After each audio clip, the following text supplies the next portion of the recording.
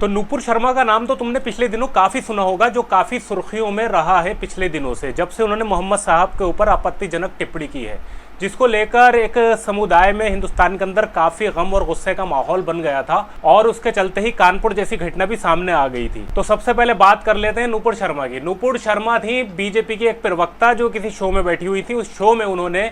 मोहम्मद साहब के ऊपर, जो मुस्लिम समुदाय के सबसे आखिरी रसूल हैं, नबी हैं, उनके ऊपर आपत्तिजनक टिप्पणी की थी, जिस टिप्पणी को लेकर एक समुदाय में हिंदुस्तान के अंदर बहुत ज़्यादा रोष का माहौल, गम का माहौल और गुस्से का माहौल बन गया था, जिसकी वजह से कई जगह पर उनके खिलाफ एफआईआर भी हो गई थी और कई जगह पर लोगों ने उसके खिलाफ एक प्रोटेस्ट भी किया था। और ऐसा एक प्रोटेस्ट कानपुर में हुआ था पिछले दिनों, जिसमें कुछ बाजार वाजार बंद कराने की बात हुई थी और उसके बाद बजरंग दल के लोग भी सामने आ गए थे, जिसकी वजह से वहां पर थोड़ा सारा हाथापाई हो गई थी, दंगा भड़क गया था। लेकिन अब खबर आ रही है कि बीजेपी ने 6 साल के लिए नूपुर शर्मा को और नवीन जिंदल को, जो कि एक और भाजपा के प्रवक्ता हैं, उनको, इन दोनों को 6 साल के लिए पार्टी से निष्कासित कर दिया है। देखो, वैसे तो बीजेपी को कुछ घंटा फर्क नहीं पड़ता कि उनके कार्यकर्ता या उनके प्रवक्ता किसी धर्म विशेष को लेकर कितने ही आपत्तिजनक बयान दे लें, हमेशा बीजेपी जो है उनकी बैक पर खड़ी रहती है, मतलब उनको बैक करती रहती है। लेकिन नूपुर शर्मा के इस बयान के बाद अभी अरब कंट्री से भी मांग उठने लगी थी। ओमान से, अरब कंट्री से, काफी सारे देशों के ऑफिशियल ट्विटर हैंडल से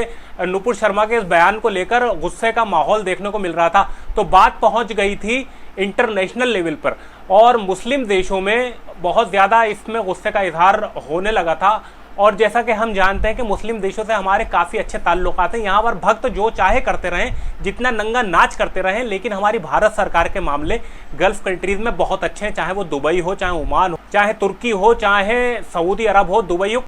कोई भी मुस्लिम इस्लामिक कंट्री हो, वहाँ से हमारे ताल्लुक बहुत अच्छे हैं। ये हम लोग अच्छी तरह से जानते हैं, क्योंकि हमारे यहाँ के बहुत से मुसलमान और गैर मुस्लिम लोग, बहुत से हिंदू लोग वहाँ पर कंपनीज में बड़े बड़े पदों पर कार्यरत हैं और वहाँ पर काम कर रहे हैं। लेकिन नूपुर शर्मा के इस बयान को लेकर, और ये बयान इंटरनेशनल लेवल पर जैसे ही पहुंचा और जैसे ही अरब कंट्री से गम और गुस्से का इजहार होना शुरू हुआ, फौरन बीजेपी ने सोचा कि ये मामला तो बहुत लंबा तूल पकड़े जा रहा है और फौरन बीजेपी ने 6 साल के लिए नूपुर शर्मा को और नवीन जिंदल को पार्टी से निष्कासित कर दिया। तो मैं ये पूछना चाहता हूं बीजेपी से कि ये काम आप पहले भी कर लेते, और अगर आप ये काम पहले कर लेते तो मुस्लिम समुदाय में इतने गुस्से का माहौल नहीं पनपता, कानपुर जैसी घटना नहीं होती, और जहां जहां भी, जिस शहर में भी प्रोटेस्ट बुलाए गए हैं मुस्लिम समुदाय द्वारा या मुस्लिम धर्म गुरुओं द्वारा, तो वो भी कुछ नहीं होता। तो बीजेपी को ये सोचना चाहिए, अगर मोदी जी प्रधानमंत्री हैं तो पूरे देश के प्रधानमंत्री हैं, वो सिर्फ हिंदुओं के प्रधानमंत्री नहीं है, वो मुसलमानों के प्रधानमंत्री हैं। योगी जी अगर उत्तर प्रदेश के मुख्यमंत्री हैं तो पूरे उत्तर प्रदेश के मुख्यमंत्री हैं, वो सिर्फ